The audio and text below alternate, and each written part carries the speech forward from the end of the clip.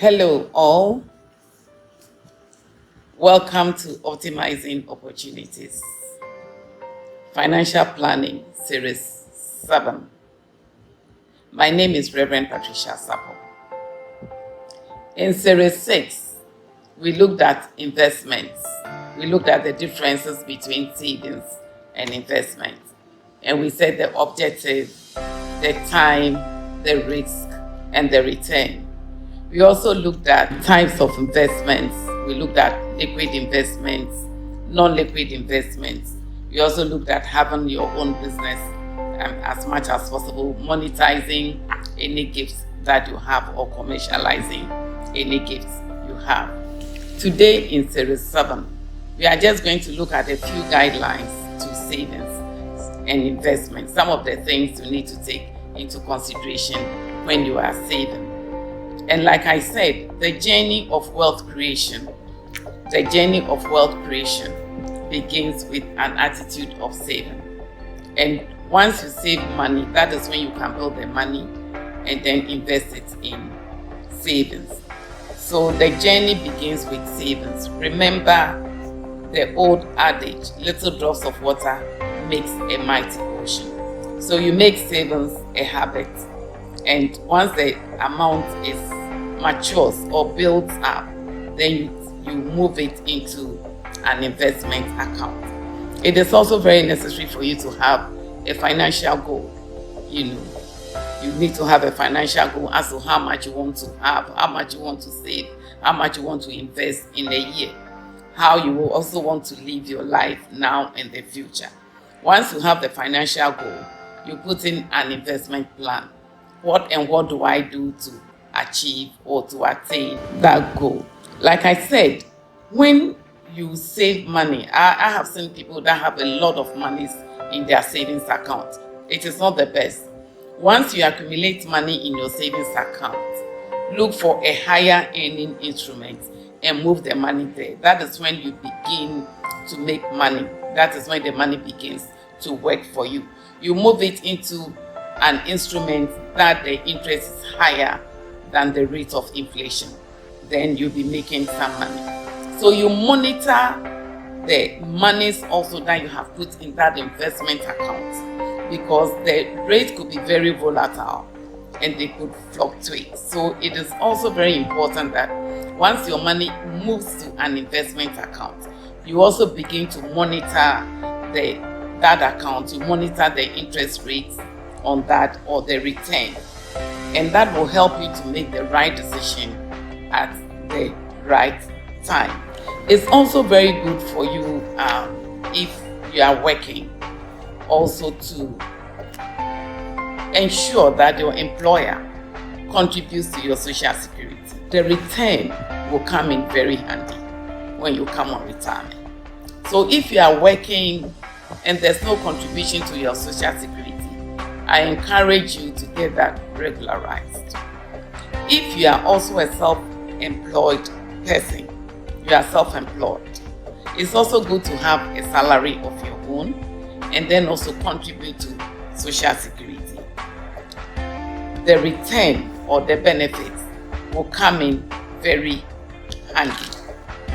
Now, it's important, like I said, to look at your current situation, your current circumstances, how old you are, how many children you are, what do they need, what is your current amount, all these things come into play.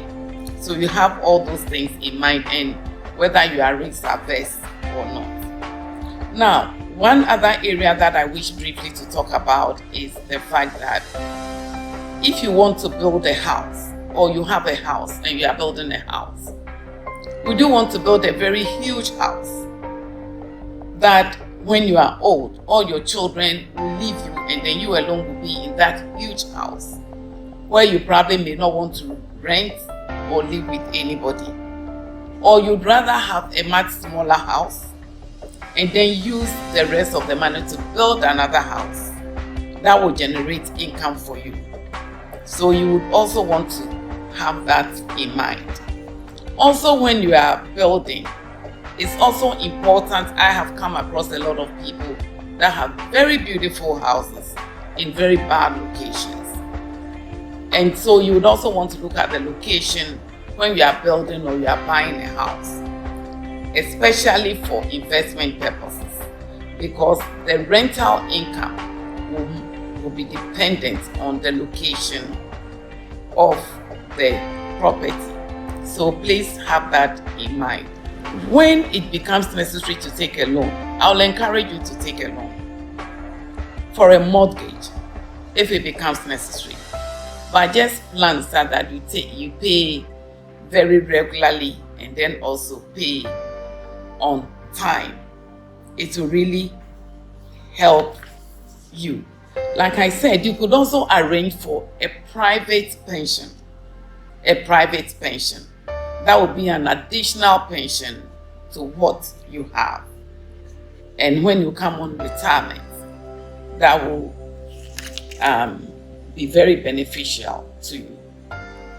Now, when you are investing, it is important for you to diversify your investments. You don't put all your eggs in one basket. So you have some in liquid investments, some in non-liquid investments, and you don't put everything in one institution. Just in case something goes wrong, you don't lose everything with that institution. So you diversify by way of where you invest and what you invest in. So I believe that these few pieces of information will also help you in making the right decisions. Like I said, there are financial advisors, investment advisors that you can always consult, because they will understand your current situation and circumstances, what your expectations are, and then guide you. Next week, by God's grace, we'll be putting everything together from series 1 to series 7.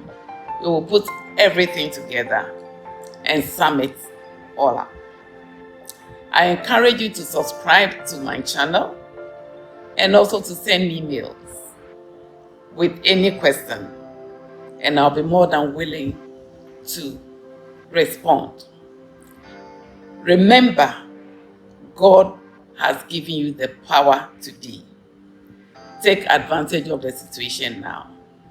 Thank you very much, and God bless you.